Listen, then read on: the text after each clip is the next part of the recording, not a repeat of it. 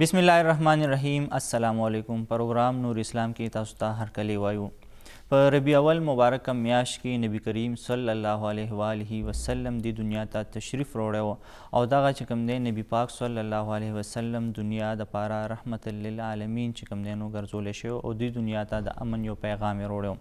نن پروګرام کې به هم مونږ په دې باندې خبره اترې کوو د نبی کریم صلی الله علیه وسلم په ژوند باندې به مونږ چې کوم دی نو خبرې کوو او سپیشلی به مونږ هغې چې کومه مونږ ته خطبه حجت الوداع چې کومه پیش کړې وه اخري چې کومه خطبه وه هغې کې ویلی کېږي چې دې ته د اسلام کې چې کوم دی ډېر زیات اهمیت حاصل دی او که مونږ وګورو نو په حجت الوداع کې چې کوم دی مونږ ته د پوره زندګۍ یو نچوړ په ساده او په لنډو ټکو کې راکړی شوی دی چې مونږ به خپل ژوند څنګه تیرو.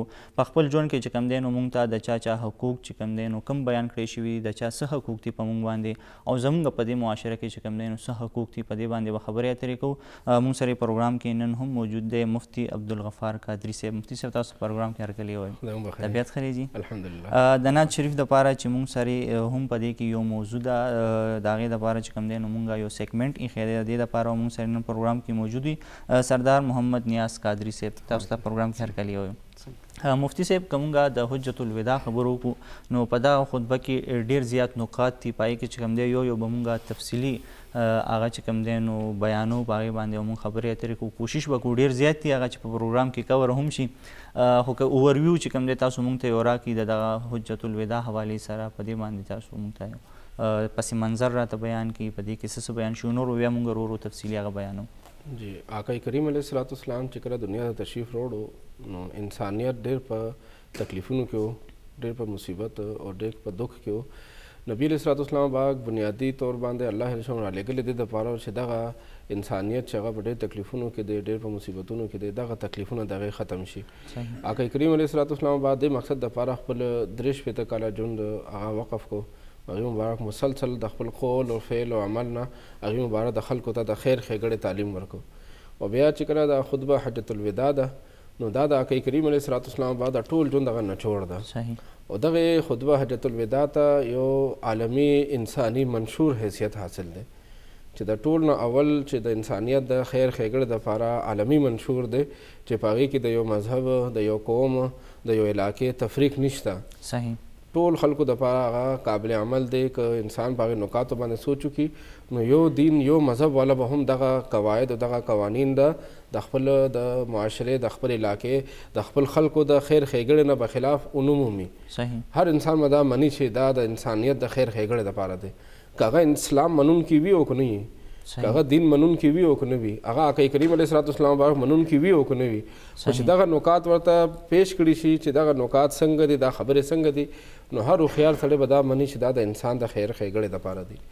نو نبی علیه الصلاۃ والسلام مبارک په خپل ژوند کې آخر وخت کې دا خطبه حجت الوداع 10 هجري وه او 9 ذوالحجه وه، د حج ورځ وه، یوم عرفه وه. میدان عرفات کې نبی علیه الصلاۃ والسلام مبارک د خدمت او د ټول انسانیت د خیر ښېګړې دپاره دا خطبه بیان کړله. او دې کې نبی علیه الصلاۃ والسلام باندې ډېر طویل خبرې کړي، ډېر ښایسته د خلکو د خیر ښېګړې خبرې کړي دي، هغه به نن ډسکس کوو. خو ټول نه اول خو زه دا خپل مشرق چینل او د دې چې څومره معاونین دي او څومره پکې منډې تړې وښي ټول ته دا خوشخبري او دا زیری ورکوم چې دا مونږ چې نن کوم پروګرام کوو او د نبي علیه الصلاۃ والسلام با خطبه حجت الوداع خلکو ته رسوو، لاکونو خلکو ته به دا رسي، دا د نبي علیه الصلاۃ والسلام با په حکم باندې عمل دی. چې کله آقا کریم علیه الصلاۃ والسلام با دا خطبه بیان کړه نو میدان عرفات کې دی مبارک خپل صحابه کرامو ته هغه راغلي 1,40,000 یا 1,40,000 کم و بیش صحابه کرام ته حکم وکړو چې تاسو دلته کې حاضر یې دا وروستو غایب خلکو ته ورسوئ. صحیح. نو نن چې مونږ دا خطبه حجت الوداع دلته بیانو نو دا 1400 کاله شوي دي چې مونږ ته هم را رسېدلې ده او مونږ د نبي علیه السلام په حکم باندې بیا مخکې خلکو ته ورسوو. نو هره زمانه کې دغه احادیثو کتابونو نه دغه خطبه حجت الوداع هغه روسنی خلکو ته بیان شوې ده.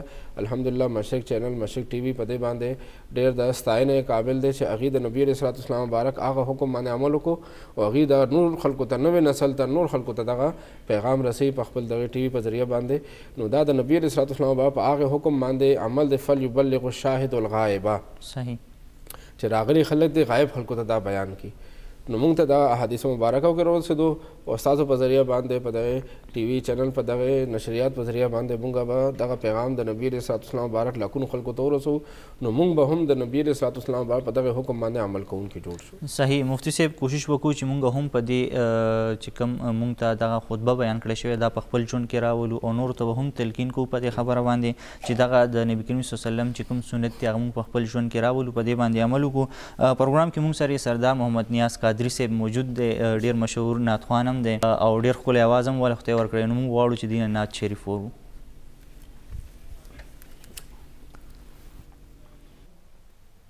ماشاءالله سبحان الله.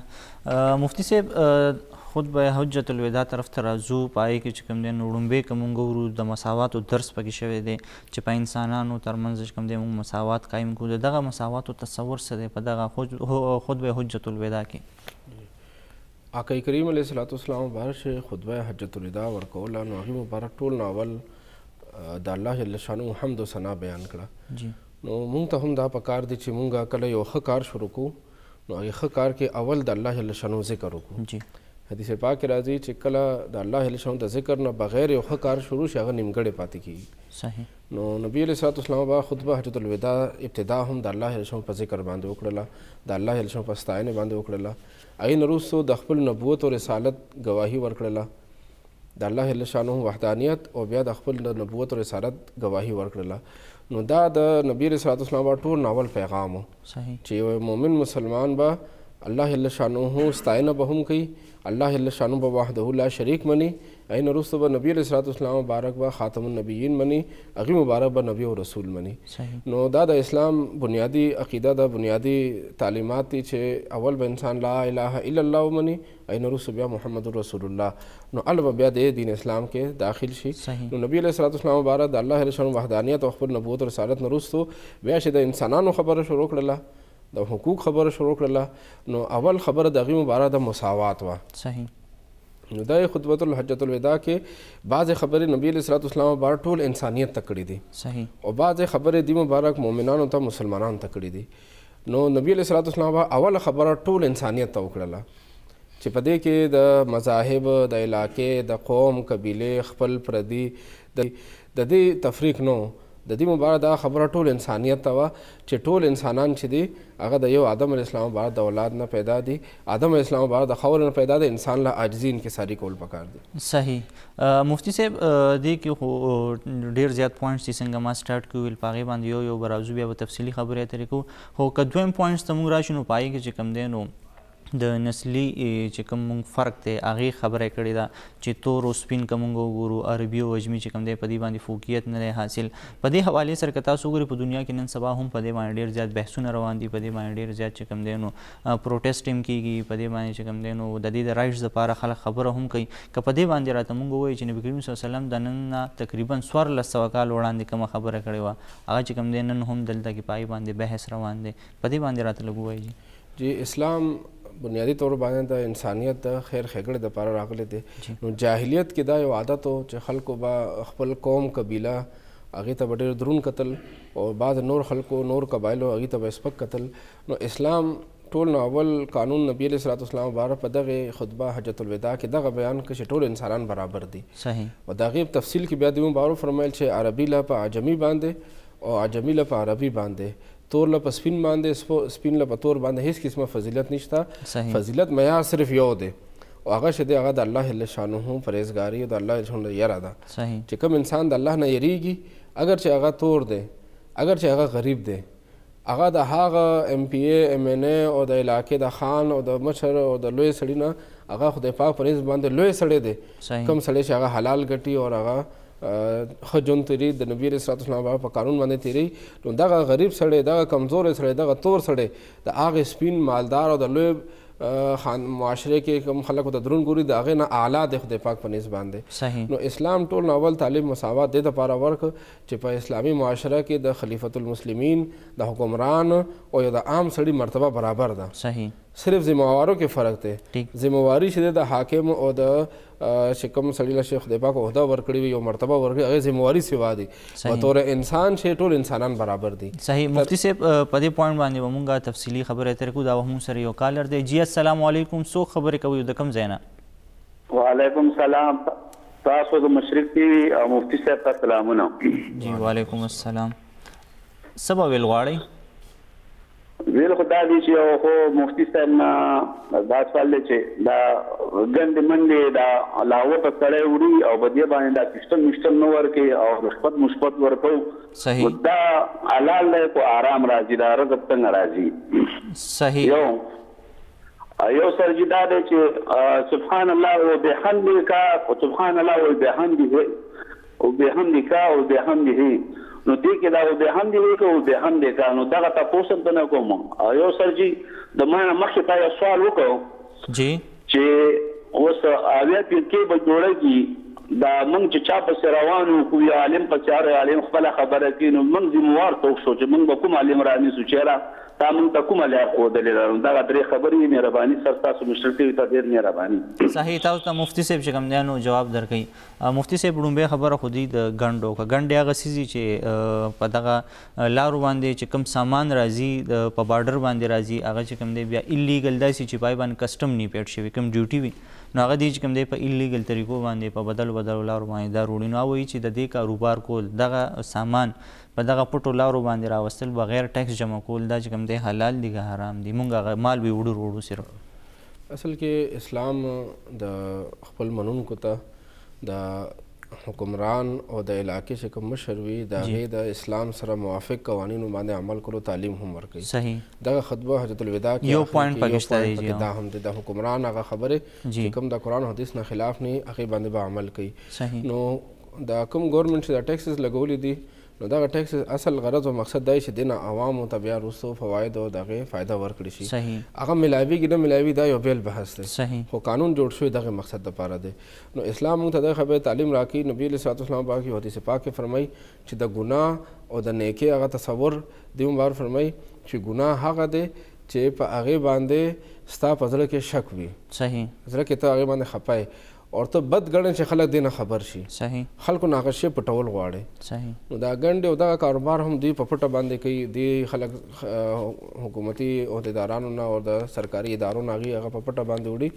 نو دې کې بیا زموږ ته چې کوم ملکي خپل مینوفیکچرز دي دلته کې چې کوم هغې دغه مصنوعات جوړي د هغې حق هم مالي کېږي پکې. صحیح. چې بهر نه کوم راځي نو خلک بیا بهرني شیزونه چې کوم هغه ټیکس نه پې شوي هغې قیمت کم وي هغه اخلي او د خپل ملک هغه چې کوم مینوفیکچرز دي د هغې هغه شیزونه بیا نه اخلي. صحیح. نو د کوم قانون چې د اسلام هغه د خلکو د خیر ښېګړې دپاره وي حکمران جوړ کړي نو اسلام دا تعلیم ورکوي چې په هغې باندې به عمل کوي. صحیح. مفتي صاحب دی دویم چې کوم کوېسچن هغه دا دی چې وی سبحان الله و بحمدک او سبحان الله و بحمده دې کې کوم یو ټیک دی چې کوم دی وي مونږ اصل کې د کله چې مونږ مونځ کوو نو هغې کې مونږ وایو سبحانک اللهم و بحمدک. جی. نو هلته کې حدیث پاک نه او موږ ته دا سبق راکړی شوی نبي صلی الله علیه وسلم طرف نه نو دغه دعا به موږ دغه شانتې وایو. صحیح. او بل حدیث پاک کې سبحان الله و بحمده راغلی دی. نو هغه حدیث پاک باندې کله موږ عمل کوو نو سبحان الله و بحمده به وایو. نو انسان ته چې کوم وظیفه کوم سبق کوم آیت کوم حدیث څنګه مخې له راشي موږ به هغه شانتې وایو. صحیح. هغه خپل طرف نه پکې تبدیلي به نه کوو. نو چې چاته سبق او وظیفه عبارت عربی کې سبحان الله و بحمده راغلی هغه شانتې به وایي. صحیح. او مونځ کې موږ بیا سبحانک اللهم و بحمدک صحیح. د دې یو دریم کوېسچن هم دی خو موږ سره یو بل کالر دی. جی څوک خبرې کوي د کوم ځای نه؟ صحیح. د هغې کال ډراپ شوی. مفتي صاحب هغې دغه یو بل کوېسچن کړی چې وي زموږ چې کوم مولا وي یا امام وي یا عالم وي زموږ نو مونږ چې کوم دی د هغې مختلف عقیدې وي مونږ که هغې پسې روان یو نو دا مونږ څوک لکه هر یو عالم مونږ ته د خپل عقیدې خبره کوي په دې کې زموږ څه قصور شته که نشته یا په کوم طرف باندې مونږ لاړ شو؟ نن زموږ د کوم خطبه حجت الوداع ده دا هم په دې باندې ده چې نبي علیه صلات وسلام مبارک دغه جوړ نچوړ چې دی هغه مسلمان سره یو ځای کول. صحیح. یو پوینټ پکې دا هم دی چې مسلمانان یو بل رونه دي. نو کوم عالم بل مسلمان ته خپل مقتدیان ته بل مسلمان ته ادب احترام د مینې محبت تعلیم ورکوي نو دا د اسلام هغه تعلیم دی. اسلام چې دغه امن تعلیم ورکوي. اسلام لفظي معنی چې دغه بل امن ورکول. صحیح. بل سلامتی ورکول. ځکه د اسلام سلوګن چې دغه السلام علیکم دی. صحیح. چې کله مسلمان سره ملاویږي نو بل باندې به سلام اچي چې زما طرف نه تا باندې سلامتیا ده زه تا ته نقصان نه رسوم. ټیک. نو کوم عالم چې هغه د بل انسان د قدر احترام د مینې محبت تعلیم ورکوي نو د تعلیم چې د هغه د مینې محبت تعلیم دی د اسلامي تعلیم دی. او کوم چې بیا هغې نه خلاف ورکړي نو د دې پوه شي چې دا ماته د اسلام د تعلیمات نه خلاف تعلیم راکوي. نو نن تعلیم او معلومات ډېر عام شوي دي. دا د انسان د سوچ وکړي چې ما دغه مشر ما ته چې کومه خبره کوي دا د اسلام بنیادي تعلیم نه خلاف دی که هغې سره برابر دی. که ښه خبره کوي هغه منل پکار دی، که هغه خپل مشر یو خلاف شریعت خبره کوي هغه ورسره نه منل پکار. صحیح. مونږ سره دا وخت یو بل کالر دی. جی څوک خبرې کوي د کوم ځای نه؟ د صفات بارین نه. جی جی څه به ویل غواړئ؟ مونږ دا تپوس کول غواړو مولانا صاحب مونږ دا کار باره کې ختم وکړئ. څه جي تاسو خپل کوېسچن دوباره ووایئ. مونږ د کار لپاره ختم وکړئ.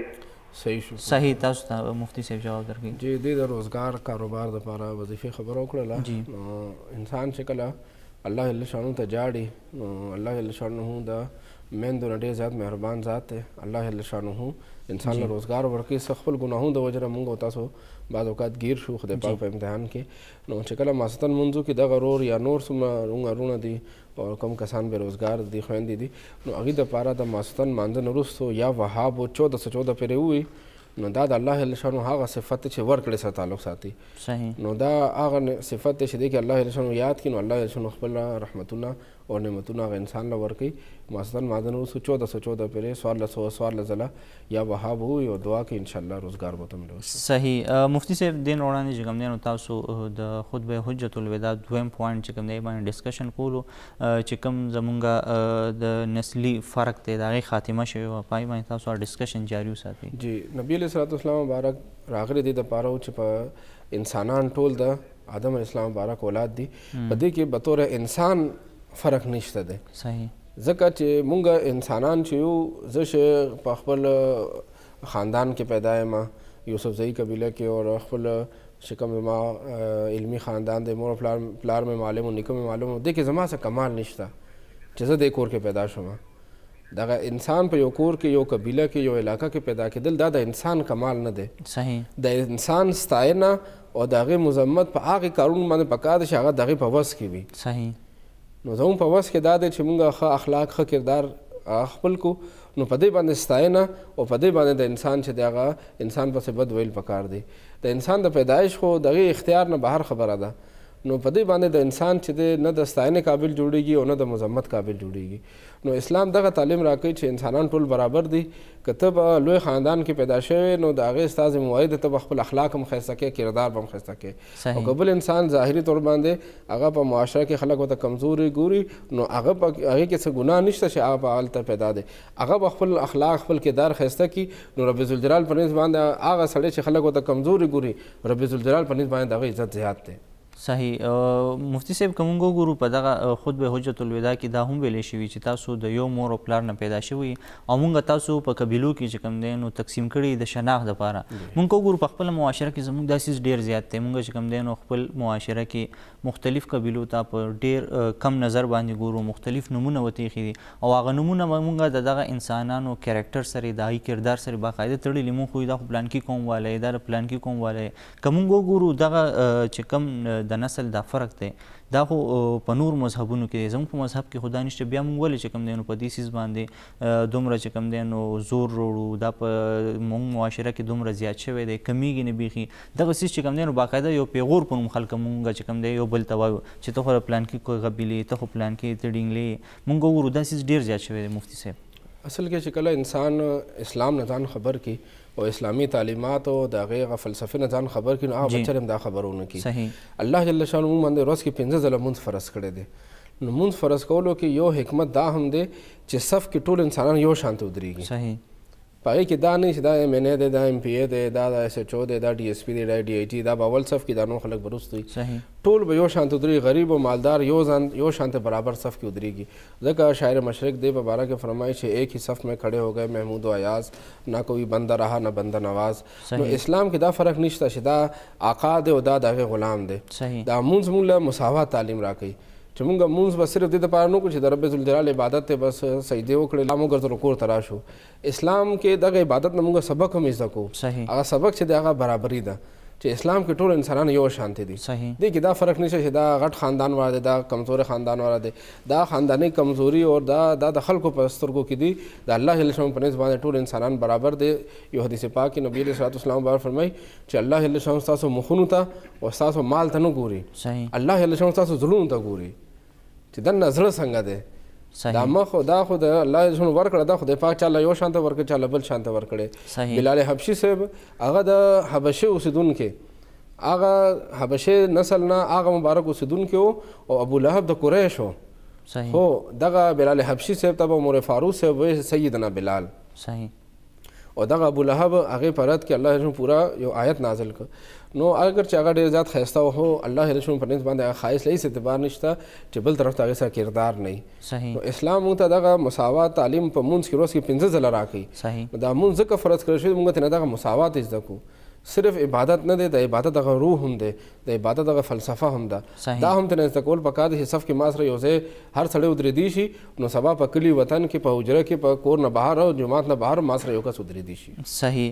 ګرانو کتونکو مونږ بعد نبی کریم آقا صلی الله علیه و آله وسلم چې کوم دغه خطبه حجت الوداع ده د دې چې کوم نور پوینټس دي په دې باندې به خبرې اترې مونږ جاري ساتو. اوس ځو یو وړې شندمې طرف ته مونږ سره اوسئ.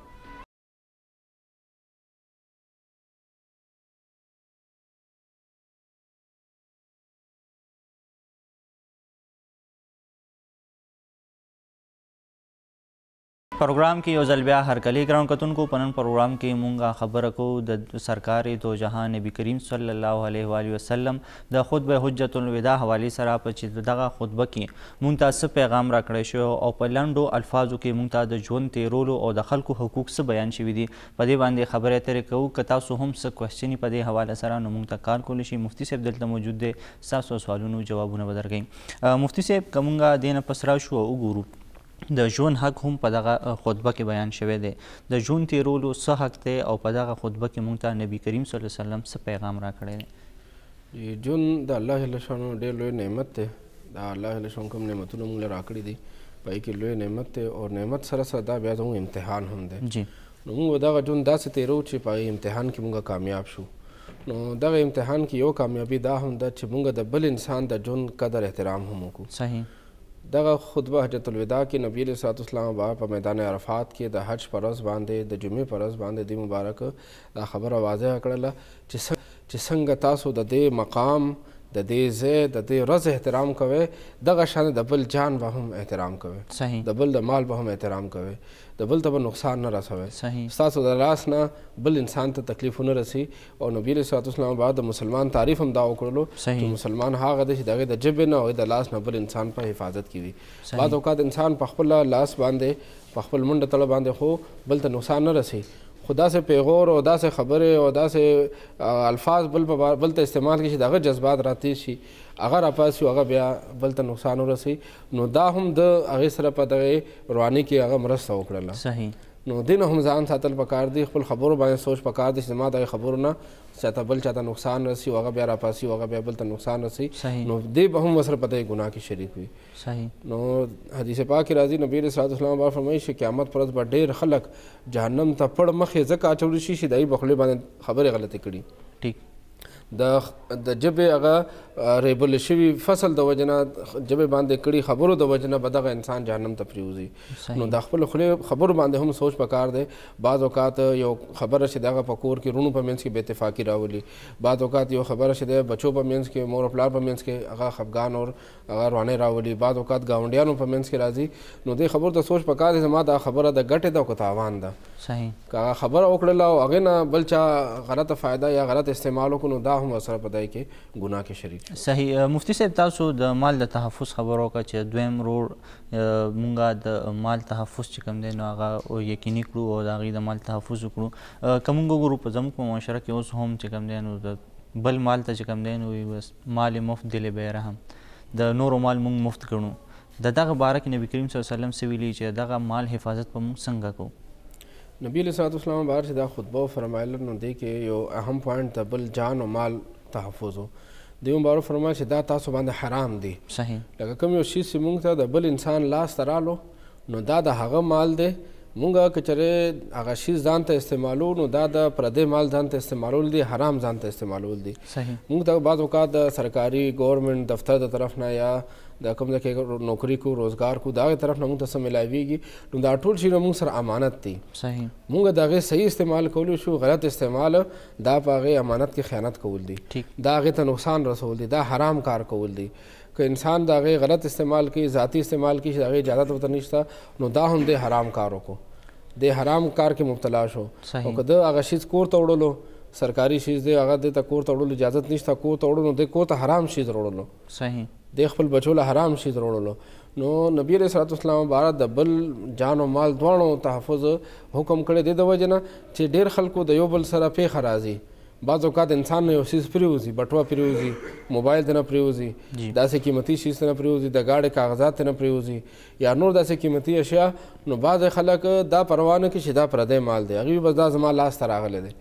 نو دا پردی مال هغې په باره کې اسلام او نبي علیه صلات والسلام قانون دا بیان کړی چې دا به صرف هغه سړی راخلي کوم سړی چې بیا مالک ته ورسولی شي. که بټوه چاته ملو شو، ګاډۍ کې موبایل چاته ملو شو، بل یو څیز ملو شو، هر سړی د نه اوچتوي. کوم سړي ته خپل ځان باندې اعتماد دی چې زه دا بیا مالک ته ورسولی شم، زه میډیا کې د هغې اعلان کولی شم، زه په علاقه کې د هغې اعلان کولی شم او د هغه په خپله نفس کې په خپل زړه کې د هغه شیز په باره کې غلط خیالات نه راځي، ځان ته که چاته څه پته ده نو دغه شانته خیالات نه راځي، نو صرف هغه سړی به هغه شیز اوچتوي. نبی علیه صلات والسلام به سختۍ سره پابندۍ سره دوی مبارک فرمایي چې دا به دا شیز به څوک نه اوچتوي، صرف هغه سړی چې کوم سړی مالک ته ورسولو اراده او نیت لري. نو پردی مال چې کله یو انسان د هغې حفاظت وکړي نو د نبي صلی الله علیه وسلم په قانون باندې عمل وکړو او که هغه ځان ته کو نو د حرام ځان ته کو. مفتی صاحب که موږ وګورو د خطبه حجة الوداع چې کوم یو پوینټ دی، یو نقطه ده، په ډېر ساده او په لنډو الفاظو کې ده، خو د هغې شاته چې کوم دی یو لویه فلسفه پرته ده، یو لوی چې کوم دی نو د هغې شاته تاریخ دی او د هغې شاته چې کوم دی نو فایدې هم زموږ دپاره دي په دغه ژوند کې. یو معاشره چې کوم دی نو هغې نه مکمل جوړېدی شي، بیلډ کېدی شي.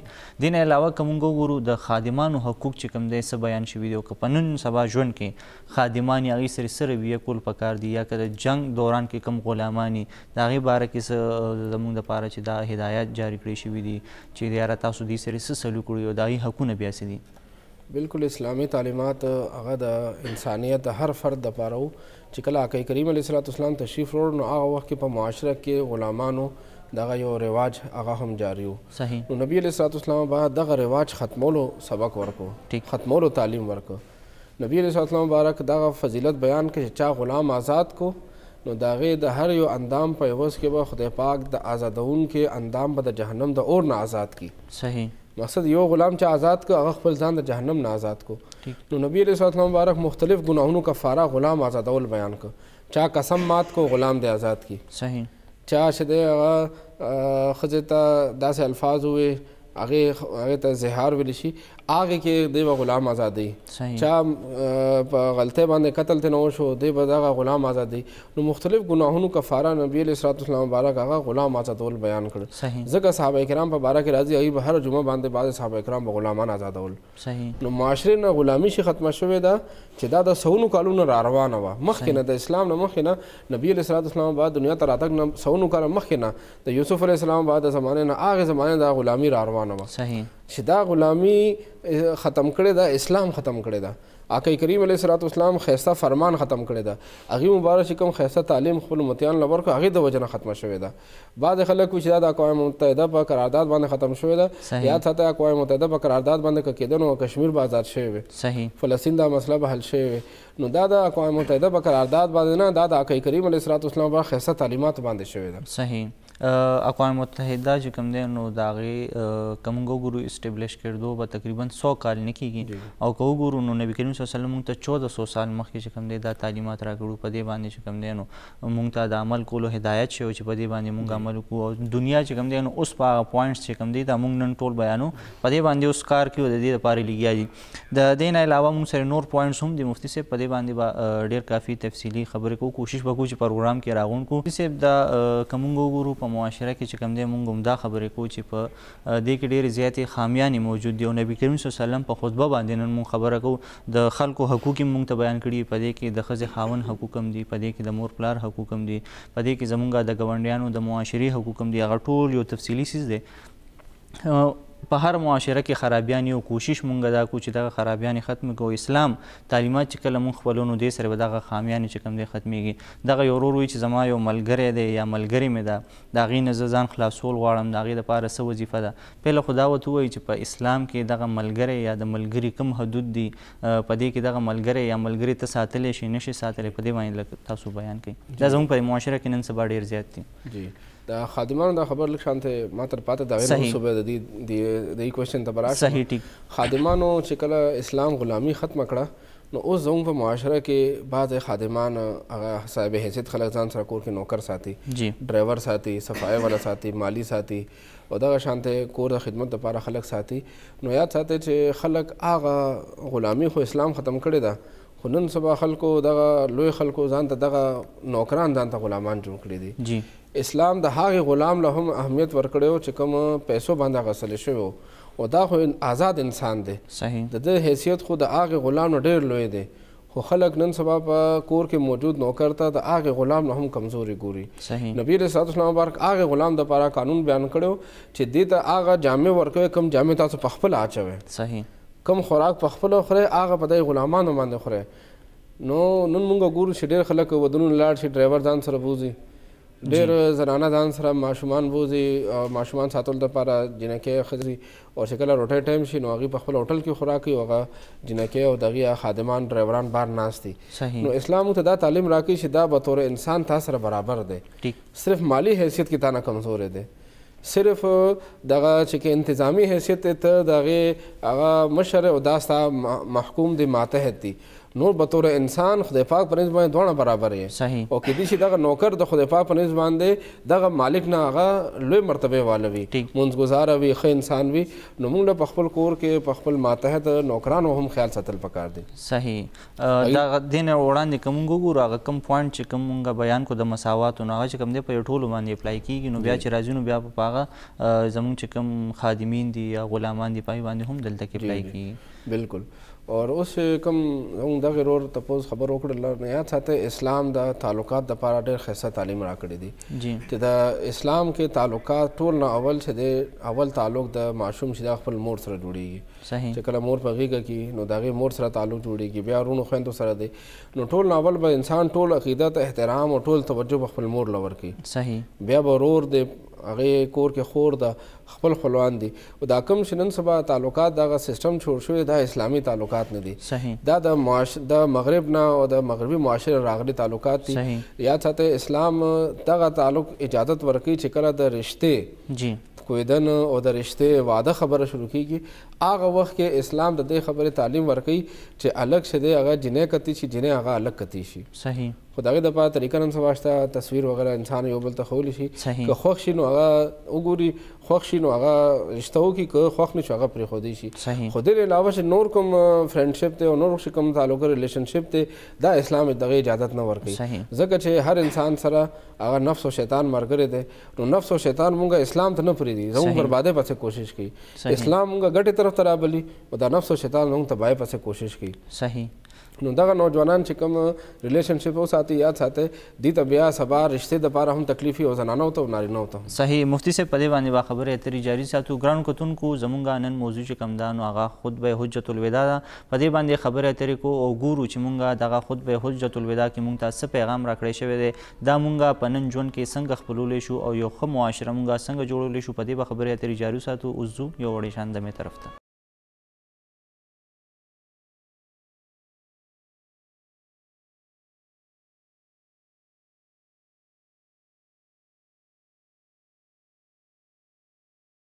ګرانو کتونکو پروګرام کې یو ځل بیا هرکلی. زموږ د پروګرام نن موضوع د خطبه حجة الوداع چې په دغه نبي کریم صلی الله علیه وسلم مونږ ته کومه اخري خطبه راکړې او په دې کې مونږ ته څه پیغام راکړی شو، په دې باندې خبرې اترې کوو.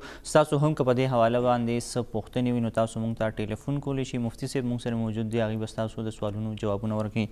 مفتي صاحب بریک نه وړاندې چې کوم دی نو یو کال ټلیفون کړی او هغې چې کوم دی څه وظیفه غوښته، په هغې باندې تاسو خبرې جاري وساتئ. او که څه وظیفه داسې وي چې دغه هلک چې کوم دی دغه زموږ روډ چې کوم غوښتی دی، هغوی چې زه دې څیز نه خلاص شم او دغه څیز زه ختم کړم، ځکه چې یو غیر اسلامي څیز دی، زړه ته سکون نه میلاویږي، هغه د زړه سکون غواړي او دغه څیز نه ځان ختمېدل غواړي. نو دې لپاره که څه وظیفه وي د هغه لپاره. جی زما خو ټول نه اول د نوجوانانو ته دا خواست دی چې دا ریلیشنشپ بالکل نه ساتي، صرف یو مقصد دپاره چې هغه نکاح دی، واده دی. که انسان دغه مقصد دپاره دغه ریلیشنشپ جوړي نو هغه مور راولېږي رشتې دپاره، نو دغه طریقه اسلامي طریقه ده، په دې کې برکت هم دی، په دې کې خوشحالي هم ده. دې نه علاوه هسې وخت ګزارې دپاره خپل وخت هم خرابول دي، د زنانه ذات هغه ژوند هم خرابول دي، د عزت هم خرابول دي. نو کوم یو انسان په یو ځای کې رشته شوي او بیا بل ځای کې داسې خبره کوي یا یو ځای کې رشته نه کول غواړي، هسې تعلق ساتي او دغه ګناه احساس خدای پاک په زړه کې پیدا کو چې دلته کې خداکار ګناه ده، نو ګناه احساس پیدا کول دا هم د خدای پاک یو رحمت دی. چې کله دا رحمت پې وشو نو بیا کوشش دی وکړي چې پرهیز به هم کوي، علاج به هم کوي. صحیح. پرهیز دغه د شی تعلق به نه ساتي، رابطه به نه ساتي، کنیکشن به نه ساتي، موبایل یا نور کوم ذرایع نه د دې رابطه د هغې نه ځان وساتي او ورسره د الله جل شانه نامه یا تواب 409 پرې 409 ځله وي، نو الله جل شانه هغه توبې توفیق باندې ورته استقامت ورکړي او زړه نه هغه شیطاني خواهشات ختم شي، خیالات ختم شي، اصلاح وشي. صحیح. دا وخت موږ سره یو بل کالر دی. جی څوک خبرې کوي د کوم ځای نه؟ زه بسم الله جان خبرې کوم بشیر آباد نه. جی څه به ویل غواړئ؟ بس مفتی صاحب ته سلام، تاسو ته ټولو ملګرو ته سلام. سلام نه بعد زه خپله بلډر ټیکهدار یم. موږ کار شروع کړو، د 3 کاله وشولو، بس ټوله مخه متاوان طرف ته ده. بنګله شروع کومه مخ ته ورسو، مالکان ته एकदम وایي بھائی بس کار بند که، کار در باندې نه کومه، بس دغه لوبه باندې وخته یم. نو زه اوس په 4 مهینې پهله 14 لک روپۍ تاوان مو وکړل، د 1 سال مخکې مو 19 لک روپۍ تاوان وکړو، بس ټول په نقصان کې روان یم. دغه حساب دی. صحیح. تاسو ته مفتی صاحب چې کوم دی جواب درکوي. مفتی صاحب دوی چې کوم دی نو کار مې وایي دغه جاري وي او په نیمه کې پاتې شي، ټیکهدار دی زما په خیال چې کوم دی، نو هغې وایي چې د دې دپاره راته څه وظیفه وښایي. جی دی مازدیګر ماندنه وروسته دغه روډ دی بسم الله الرحمن الرحیم 314 پرې وي، 313 پرې بسم الله الرحمن الرحیم مازدیګر ماندنه وروسته او دعا کوي انشاءالله خدای پاک به ته مخې روانې کړي او دا کم خلک چې دینه ټیکه واپس اخلي یا تنګول کړي د دې حق نه ورکړي، انشاءالله هغه مسله به خدای حل کړي. صحیح. مفتی صاحب د خطبه حجت الوداع خبره کوو، په دې کې چې کوم موږ سره بل پوینټ راځي د خادمانو د حقونو نه پس چې کوم دی هغه د لاقانونیت خاتمه ده. په دې حواله باندې موږ ته دغه خطبه کې څه پیغام راکړی شوی دی؟ جی اسلام اصل غرض او معنا هم سلامتی ورکول دي، نو اسلام غرض هم دا ده چې لاقانونیت ختم شي اور امن راشي. مدینه منورې چې کله اسلامي ریاست قایم شو نو د آقا کریم علیه الصلاۃ والسلام باغ راتګ نه مخکې په مدینه منورې کې 2 غټ قبایلو اوس او خزرج ورته ویل کېدل، هغې په منځ کې یو جنګ شروع چې هغې ته جنګ بعاث ویل کېده. صحیح. تقریبا مورخینو لیکلي دي چې 100 کالو نه کم و بیش دومره مودې نه دغه جنگ شروع او په هغې کې 15,000 کسان تقریبا هغه وژل شوي. ټیک. چې کله آقا کریم علیه الصلاۃ والسلام مدینه منورې ته تشریف وروړو نو هغه جنګ هغه کوم 100 کالو جنګ کم و بیش روانو هغه دوی مبارک ختم کو او هغه کسان چې د یو بل وینې تږي وو، یو بل پسې تورې ګرځولې، هغه د یو بل رونه وګرځوله. صحیح. نو اسلام اصل غرض هم دغه ده چې په علاقه کې امن راشي. صحیح. کوم ځای کې اسلام منونکي وي هلته کې امن راشي، نو امن دا د اسلام تعلیم دی. صحیح. او بدامني دا اسلامي تعلیم نه دی. صحیح. کوم ځای کې بدامني څوک راولي نو دا د پوه شي چې دغه سړی د اسلام نه خلاف روان دی. ټیک. دا خبره د اسلام نه خلاف ده. اسلام خو ورډ د اسلام د لفظ معنا بل سلامتی ورکول دی. صحیح. د بل د جان له تحفظ، بل د مال له تحفظ، بل د علاقې له تحفظ، هغې امن راوستل په علاقه کې، دا د اسلام بنیادي تعلیم دی. نو نبی علیه الصلاۃ والسلام باره په معاشره د عرب کې دومره امن راوستو چې هغه خلک چې هغوی به بغیر د قافلې نه شپې سفر نشو کولی، چې غلو به پرې حمله کوله، هر څه به ترې اخیستله، بیا یوازې زنانه به هم په اوښ باندې سفر کولی شو، هغوی ته به لاره کې چا جان او مال ته نقصان نه رسولو. نو قرآن پاک ته اصل غرض قرآن پاک کې سوره قریش کې الله جل شانه خپل احسانات یاد کړي دي، نو هغې کې دا هم دی چې آمنهم من خوف، چې د الله جل شانه په دغه مکې مکرمې خلکو باندې یو لوی احسان دا دی چې و آمنهم من خوف، دوی له خدای پاک امن ورکړه د خوف نه. صحیح. بدامني ختمه کړه او هلته کې امن راوستو. نو اسلام اصل غرض هغه امن راوستل دی. که څوک د عالم وي دین په نوم باندې هغه خلکو کې بدامني خوري نو دا د پوه شي، خلک د پوه شي دا خبره چې دا د اسلام خبره نه ده. صحیح. اسلام خو راغلی امن دپاره دی. صحیح. مفتی صاحب په دې باندې به خبره تر جاري ساتو او دا به خپل نن معاشرې سره چې کوم دی نو هم ریلیټ کوو چې په نن سبا معاشره کې زمونږ په پښتنو معاشره کې وګورو جرګه سیستم دی. دغه جرګه چې کوم دی نو په کلي کې د دوو فریقینو ترمنځ کوم مسله راشي، جنګ جګړه راشي، د هغې حل کولو کوشش کوي. په دې باندې به هم خبرې اترې کوو. ګرانو کتونکو زمونږ په دې پروګرام کې به په دغه خطبه حجة الوداع چې کوم اهم نکات دي په دې باندې موږ بحث جاري ساتو او تاسو هم چې کوم سوالونه هغه موږ ته ټلیفون کولی شي، مفتي صاحب ستاسو سوالونو جوابونه در کولی شي. خو اوس یو وړی شان دمې طرف ته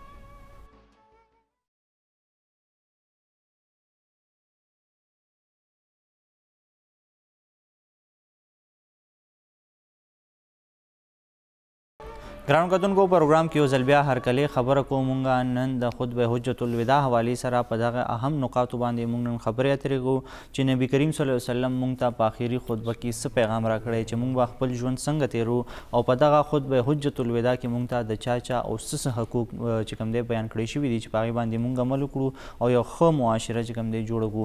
د مفتي صاحب د بریک نه وړاندې مونږ خبره کوله د لاقانونیت حوالې سره او بیا که مونږ د خپل معاشرې سره وګورو نو په معاشره کې چې کومې چېرته خرابې خبرې شته دی نو هغې سره یا خراب عمل شته نو هغې سره ښه خبرې او ښه عمل هم شته دی زموږ په معاشره کې.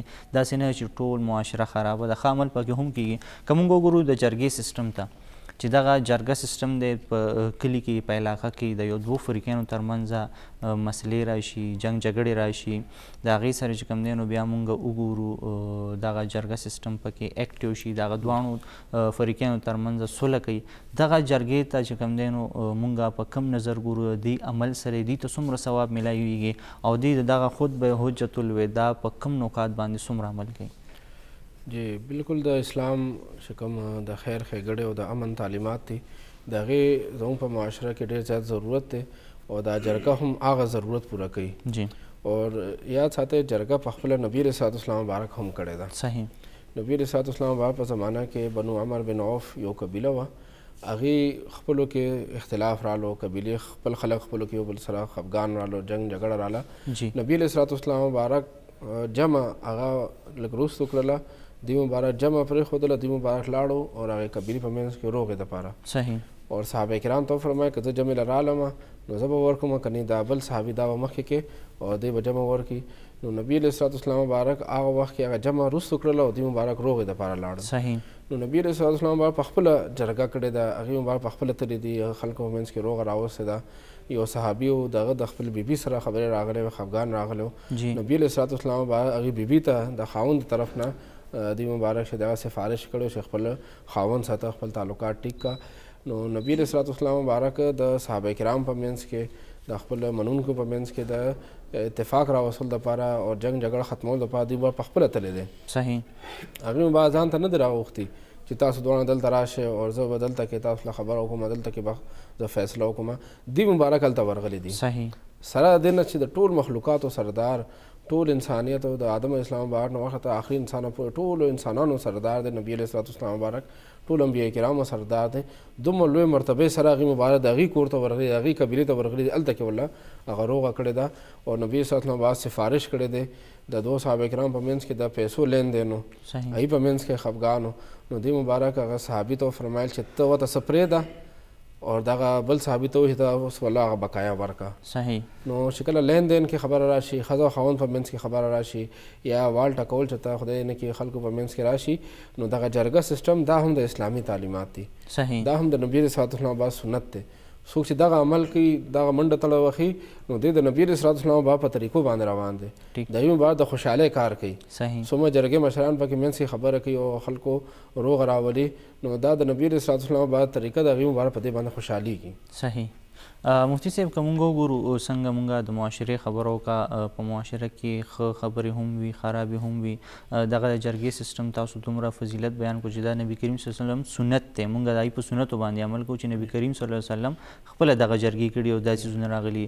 بیا که مونږ وګورو دلته کې په دغه جنګ جګړو کې بیا د قتل خبره راځي، د قتال خبره راځي. په دې حواله سره مونږ ته اسلام څه تعلیمات راکوي؟ نبي علیه الصلاة والسلام مبارک تعلیمات واضح دي چې کله معاشره کې چې ته بس غلطي وشوه، څه ګناه وشوه، نو نبي علیه الصلاة والسلام مبارک حیثیت هغه د جج و. صحیح.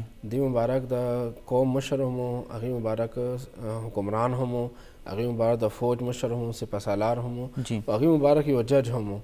نو چې کله به یو خلاف قانون کار وشو نو صحابه کرام به نبي علیه الصلاة والسلام بعد خپله مقدمه پیش کړه دې مباره بیا فیصله کوله که قتل قتال خبره که نور داسې څه خبره وه نو نبي صلی الله علیه وسلم بعد به فیصله راتله نو نبي علیه الصلاة والسلام بعد طریقه دا ده چې کله په معاشره کې داسې رواني وشي نو هر سړی په خپل لاس باندې به بیا هغه بدل نه اخلي دې کې بیا رواني راځي په معاشره کې فساد راځي ځکه کیدای شي دغه چا چې دا خبره وکړه چې دا ستا فلاني رشتهدار فلاني هغه قتل کو فلاني په ډز کړی فلاني ورته نقصان رسولی کیدای شي دا خبره دروغ وي نو دغه سړی چې صرف د بل په خوله باندې یقین وکړي او بیا لاړ شي او بیا هغه خپل بدل اخلي نو دې کې کیدای شي د د لاس نه په هغه باندې ظلم وشي هغه ظالم نه وي بلکې دې ظالم جوړ شي نو اسلام تعلیم د دې خبرې راکړي چې دغه شانته نبی علیه السلام مبارک په زمانه کې به واقعه وشو نو دوی مبارک ته خبره دوی مبارک به د هغې تحقیق وکړو هغې نور څه فیصله وکړله نو دوی په معاشره کې هم ادارې شته دی د هغې یو نظام شته یو طریقه کار شته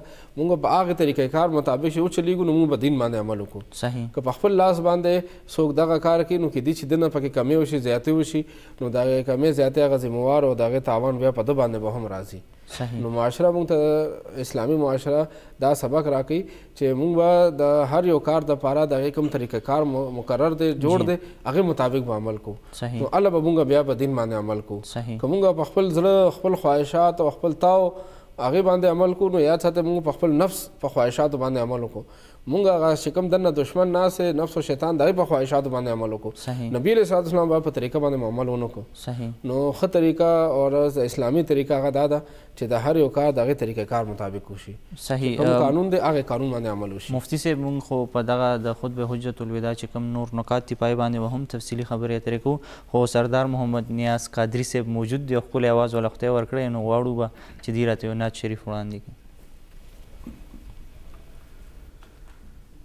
ماشاءالله سبحان الله مفتی صاحب د عربی نه پس چې کوم دی نو پرشین داسې لینګویج دی چې ډېر زیات ریچ دی او بیا چې د هغې کوم الفاظ دي او په هغې کې بیا د نبي کریم صلی الله علیه وسلم هغه صفات بیانوي نو د هغې یو بېله مزه د پوهېدو صرف هغه پکار دی د دغه خطبه حجت الوداع طرف ته راځو په هغې کې مونږ دغه یو څو پوینټ چې کوم دی بیان کړه د هغې نه پس چې کوم دی که مونږ وګورو لا قانونیت نه پس مونږ د معاشي استحصال چې کوم تحفظ دی په هغې باره کې دغه څه بیان کړی شي نبي کریم صلی الله علیه وسلم په دې اړه باندې څه ویلي نبي علیه الصلاة والسلام مبارک د انسانیت د خیر ښېګړې دپاره هغه قوانین بیان کړي دي چې هغې کې د انسان چې هغه اسلام منونکی دی د هغه هم ګټه ده او هغه انسان چې هغه اسلام نه منونکی دی د هغه هم ګټه ده صحیح لکه دا سود چې دی دا یو داسې نظام دی چې په دې کې د انسانیت تاوان دی صحیح مونږ نن وګورو چې عالمي معیشت کمزورې دی نو یورپي ملکونه اوس سود چې دی هغه 0% ته راوستی دی صحیح د کرونا کرایسس د وجې نه بعضې ملکونو باره کې مونږ میډیا کې دا اورېدلي دي چې هغې باقاعده که څوک ورسره بینک کې پیسې ږدي نو په هغې باندې ته نه هغې چارجز اخلي صحیح لون خو نه ورکوي هغې سود خو اضافي نه ورکوي پروفیټ څه ورکوي هغې سود څه ورکوي الټا هغې ته نه هغې باندې چارجز ته نه کوي نو هغې سود چې دی هغه 0% ته راوستی ځکه چې کرایسس روان دی نو اسلام ټول نه مخکې د دغې سود او د دغې چې کوم د انسانیت د تاوان او د چې کوم نقصان خبره وه هغې خاتمه وکړله نبي علیه الصلاة والسلام مبارک په خطبه حجت الوداع کې وفرمایله چې نن نه مخکې څومره سود هغه ما ټول ختم کړ صحیح او ټول نه اول زه د خپل خاندان چې زما خاندان زما تره عباس صاحب هغې چا سره سود هغه پیسې وي هغه ما ختم کړله او اصل پیسې به واپس ورکوي چې خپلې پیسې دي هغه به ورکوي او سود ختم شو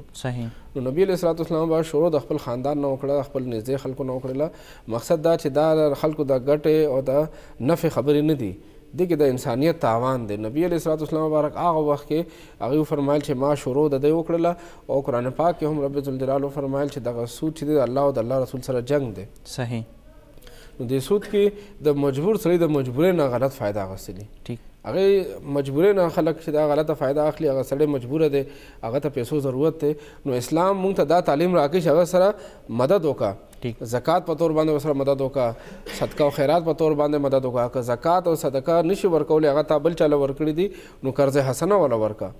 قرض حسنه څوک چاله ورکړي څومره پیسې د هغه سره بند وي د دومره پیسو د صدقې کولو اجر او ثواب خدای پاک دغه قرضخواله ورکړي. چا چې بل چاله قرض ورکو هغه سه 1 لک روپۍ د ده پرتې دي نو گویا که د 1 لک روپۍ صدقه کوي که نن ورکړه او میاشت پورې هغه سره پرتې دي نو گویا که د روزانه 1 لک روپۍ صدقه کوي. نو اسلام د دغه قرض حسنه د بل د انسان د ضرورت پوره کول دغه خیر ښېګړې دغه تعلیم ورکړه چې ته ورته قرض حسنه ورکړه یا صدقه ورکړه یا ورسره مزاربت باندې کاروبار وکړه.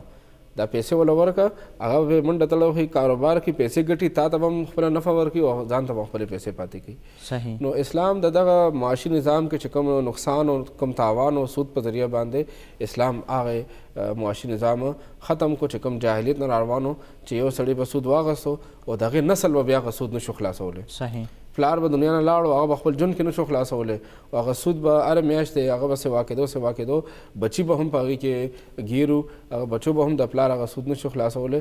نو اسلام دغه نظام ختم کو او مالدارانو ته تعلیم ورکړو تاسو په زکات کې به خپل پیسې روباسئ غریب له ورکوئ چې اختر راشي سرسایه کې به ورکوئ او دغه چې کله کال میند وي او زکات ټایم نه وي نو بیا به صدقات خیرات ورکوئ دې سره بیمارۍ لرې کېږي دې سره به مشکلات ختمیږي.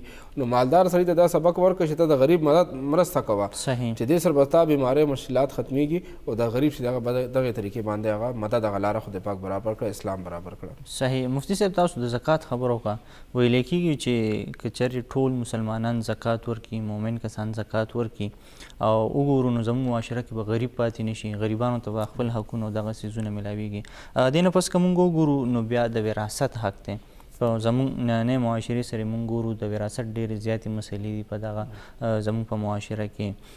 بیا که زموږ د پښتنو چې کوم معاشره ده یا زموږ کوم کلچر ورته ویلی کېږي په هغې کې وګورو نو د وراثت ډېرې زیاتې مسلې په دې کې وروڼه خو په خپل منځ کې تقسیم کړي خویندې چې کوم دی نو د هغې ډېرې زیاتې مسلې وي که هغه خپل وراثت غواړي نو بیا وروڼه ورسره تعلق ختموي یا چې کوم دی نو هغې سره یاره وایي دا زموږ نه وراثت غواړي دې حق نشته دی که ورکوم نو په ډېر جنګ جګړو باندې په دغه خطبه حجت الوداع کې د وراثت حقونه څه بیان کړی شوي دي؟ جی نبی علیه الصلاة والسلام مبارک په معاشره کې دغه عادت ختمولو لپاره تشریف راوړی چې زنانه هغې له به خلکو د هغې مالي حقوق نه ورکولو هغې ته به جاني طور باندې یو تحفظ نه حاصلو.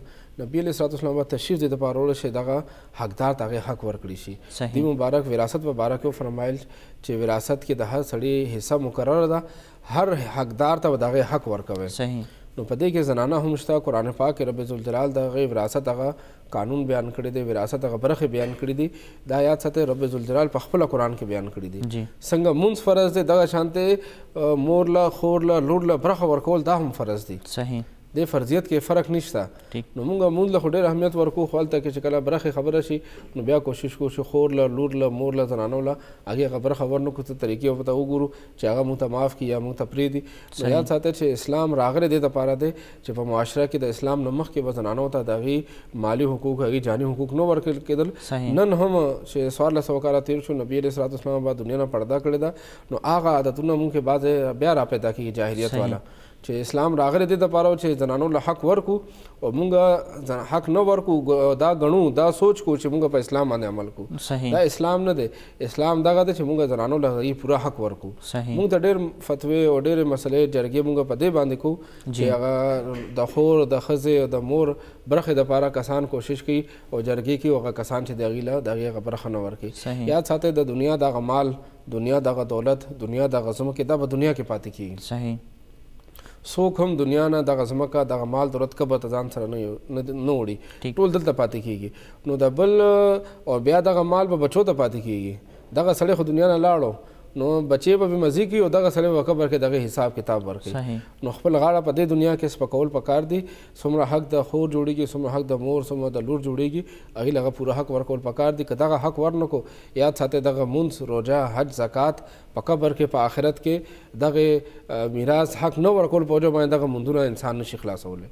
په دې باندې انسان نه خلاصېږي. صحیح. مفتی صاحب دلته کې یو بله مسله هم زموږ په معاشره کې شته دی چې د یو جایداد مالک دی یا د یو کور مالک چې کوم دی نو هغه زموږ مشر زموږ پلار یا زموږ نیکي که چېرې هغه ژوندی وي او په خپل ژوند باندې خدای مالک دی د دغه څیز که چېرې دی وفات شي نو د بچو کې بیا دغه وراثت تقسیمیږي که چېرې دی په خپل ژوند باندې دغه ټول جایداد یا خپل دولت دغه یو لور ته یا یو زوی ته ورکوي نور بچي د دې نه اګ کوي په دې باندې اسلام څه وایي چې آیا د خوښه د دې مالک دی د ورکو که نه ټولو ته برابر پکار دی اصل کې اسلام نبی علیه الصلاۃ والسلام مبارک دې نه منع کړې ده چې څوک حقدار او څوک چې وارث دی هغه ترې نه محرومه کړي شي جی مشر نبی علیه الصلاۃ والسلام باندې خبر نه منع کړی دی چې د شریعت حق ورکړی دی او ته هغې نه دې محرومه کې صحیح نو پکار دا دی که چېرې یو پلار په خپل ژوند کې میراث تقسیموي نو په خپل ژوند کې میراث تقسیمولو کې د له مذکر او مؤنث کې فرق نه دی کول پکار که یو شان ته ورکړي نو ډېره ښه خبره ده او که دې د میراث په قانون باندې تقسیموي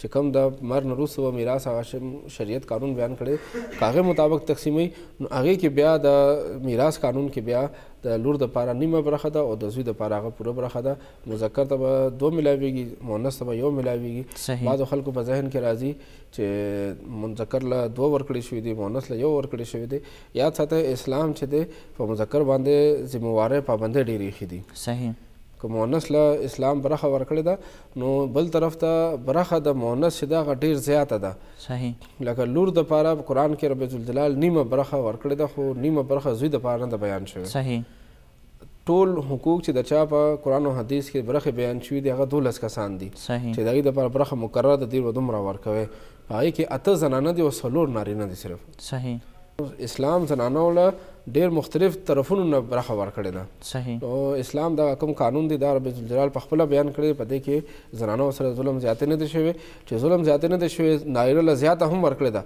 نو بیا دغې نارینه له پکار دا کمه برخه خو ورکړي صحیح دا خو خامخا زنانو له ورکړي صحیح ګرانو کتونکو موږ به په ننني پروګرام کې دغه کوشش کوو چې دغه خطبه حجة الوداع کې کم نکات موږ ته بیان کړي شوي دي په هغې باندې مفتي صاحب تفصیلي خبرې په دې باندې وکړو په دې باندې موږ بحث وکړو چې دا په خپل ژوند کې موږ څنګه راولو او که چېرې موږ دا په خپل ژوند کې راولو نو یو ښه معاشره به موږ څنګه جوړولی شو په دې خبرې اترې جاري ساتو زه اوس یو وړې شانتمې طرف ته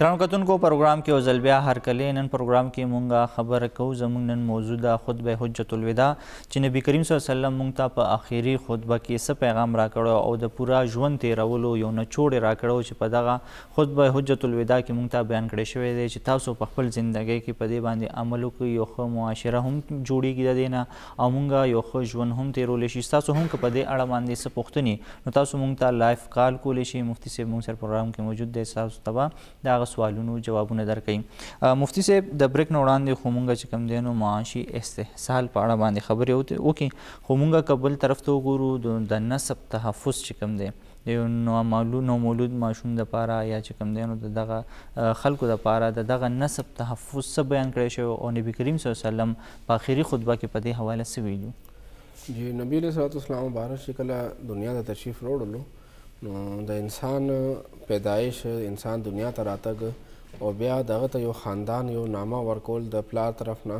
یو نسبت ورکول دا د انسان یو بنیادی حق دی چې کوم ځای کې کم کور کې کم علاقه کې یو انسان پیدا شو نو انسان د هغه خپل مور او پلار په سترګو د لاندې دغې تربیت وشي دا د هغې ماشوم ټول نه اول حق دی صحیح ځکه چې څومره چې خپل مور او خپل پلار په انسان باندې مهربانه وي دومره چې دی هغه پردی انسان په انسان باندې نشي مهربانه کېدی نو ماشوم د پیدایش سره اول حق دا دی چې هغه ته د خپل مور او پلار په غېږه کې د هغې تربیت وکړي شي نو اسلامي معاشره چې کله د نبي صلی الله علیه وسلم مبارک جوړه کړه هغې نه مخکې عرب معاشره کې د نسب تحفظ هېڅ انتظام نه و نو اسلام دغه چې کوم زنا دغه ګناه چې دغه حرام کړله او زنا نه اسلام انسان بچ کو د هغې بنیادي وجه هم دا وه چې د انسان هغه نسب تحفظ راشي نن جدید ساینس چې کوم ترقي وکړله هغې هم دا وي چې کله د انسان پیدایش دی هغه د خپل پلار نه خپل مور نه وشي او هغې کې بل څه ګناه ورسره شامل نه وي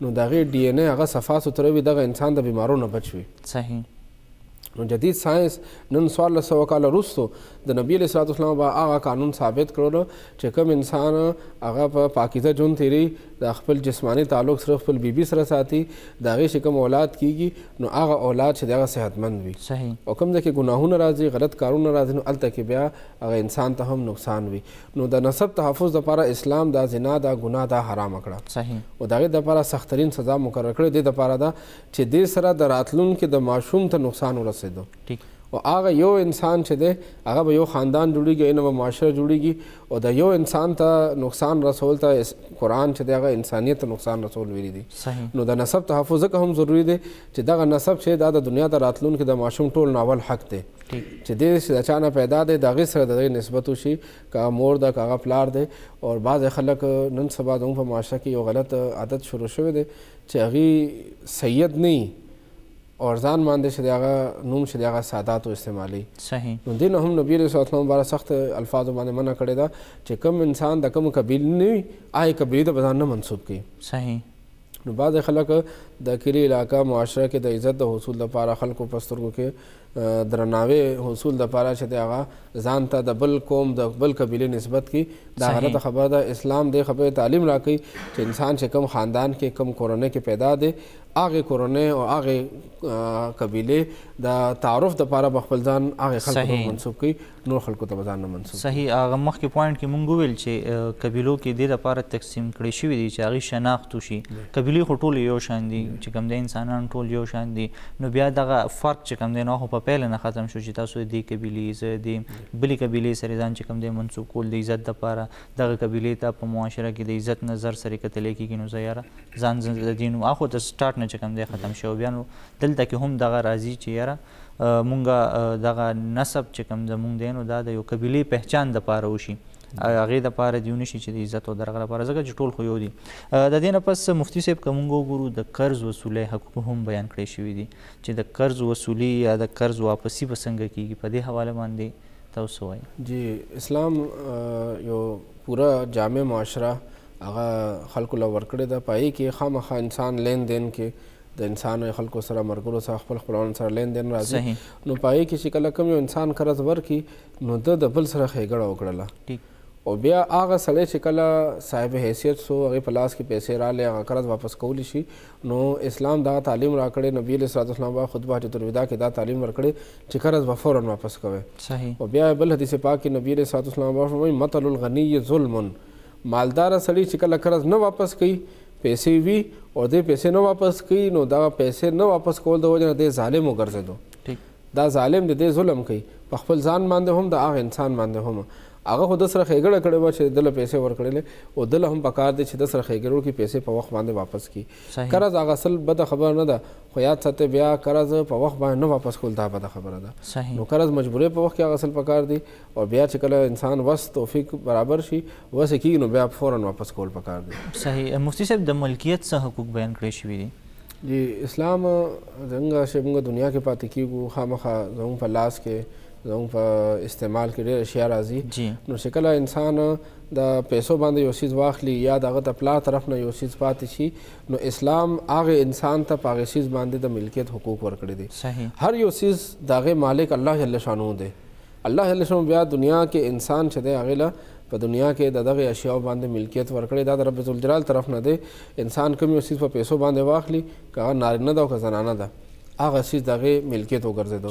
دغه شانتې که پلار نه ورته په میراث کې څه پاتې شو اسلام په هغې کې د هغې له ملکیت حقوق ورکوي که هغه ګاډی دی که هغه کور دی که هغه ځمکه ده که هغه سره زر دی که هغه پیسې دي اسلام دا حق ماشوم له هم ورکوي ماشوم که مور په غېږه کې دی بعض اوقات موږ ګورو چې ماشوم پیدا شي نو خلک په مبارکۍ کې هغه له مختلف ګفټونه راوړي ماشومه پیدا شي سرو زرو هغه ګوتمې راوړي نو دغه سرو زرو ګوتمې مالکه هم دغه ماشومه ده کور کې نن سبا زموږ خلک ګوري چې لکه مبارکۍ کې خلک پیسې راوړي هغې ماشومې له څیزونه راوړي ګفټونه راوړي هغه خلک بیا په خپله استعمالوي مور او پلار دا دغه ماشومې حق دی دا د هغې حق دی دا د هغه ملکیت دی د ماشوم هغه څیزونه انسان په خپله نشي استعمالولی هغه به دغې ماشوم باندې به استعمالولی شي د هغې پیسې د هغه چې کوم ګفټونه دي په هغې باندې به استعمالېږي خپل استعمال کې نشي راوستی اسلام یو غلام او دغه شانته عام انسان نوکر خادم ادنا اعلی هر چاله اسلام یو حق ورکړی چې هر د ملکیت هغه حق استعمالول شي هغه اصل خرڅول هر څه کې هغه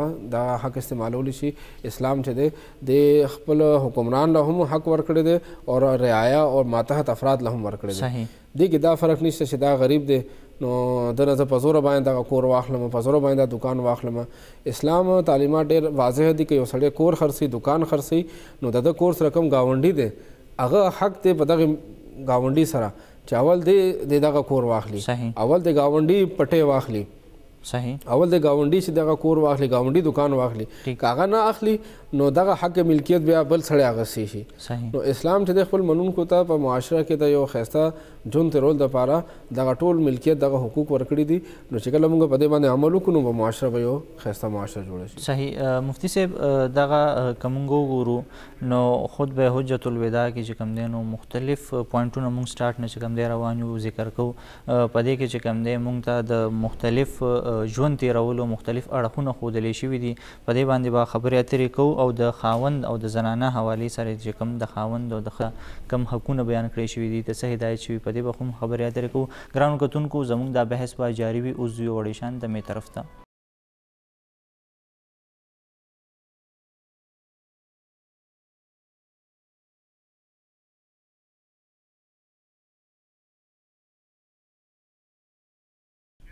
ګرانو کتونکو پروګرام کې یو ځل بیا هرکلې د ننني پروګرام موضوع ده زمونږ د خطبه حجة الوداع چې نبي کریم صلی الله علیه و وسلم په دغه اخیري خطبه کې موږ ته څه درس راکړو په دې باندې خبرې اترې زموږ جاري دي. مفتي صاحب موږ سره پروګرام کې موجود دی. ستاسو هم چې څه پوښتنې موږ ته لایف کال کولی شي مفتي صاحب به ستاسو د سوالونو جوابونه درکوي. مفتي صاحب بریک نه وړاندې موږ خبره کوله د خاوند او د ښځې ترمنځ چې کوم باهمي تعلق دی د دې دپاره څه حقوق بیان کړی شوي د خاوند دپاره او بیا د ښځې دپاره. جی آقای کریم علیه الصلاة والسلام د خاوندانو ته یو دغه خطاب کې دا وفرمایل چې تاسو د ښځو په حق کې د الله نه ویریږئ. صحیح. ښځو له ښه جامه ښه پیزار او ښه خوراک ورکوئ. صحیح. ښه جامه پیزار ښه خوراک تعلیم دې دپاره ورکړو چې خاوند له پکار دی چې د خپل بچو د ښه خوراک او ښه جامه پیزار دپاره کوشش وکړي. دا د ښځو په حقوقو کې یو حق دی چې قرآن پاک کې هم الله جل شانو بیان کړی دی. رب ذوالجلال فرمایي وعلی المولود له رزقهن وکسوتهن بالمعروف. صحیح. چې په خاوند باندې د ښځو رزق خوراک څښاک او د هغې جامه پیزار دا لازمه ده. صحیح. نو بیا هر انسان چې دی هغه د خپل وس پورې خبره ده کوشش به ښه پوره کوي او بیا دغه څومره تنخواه جوړېږي څومره دغه مالي حیثیت جوړېږي هغه حساب باندې بیا د ښځې هغه دغه حقوق پوره کول پکار دي.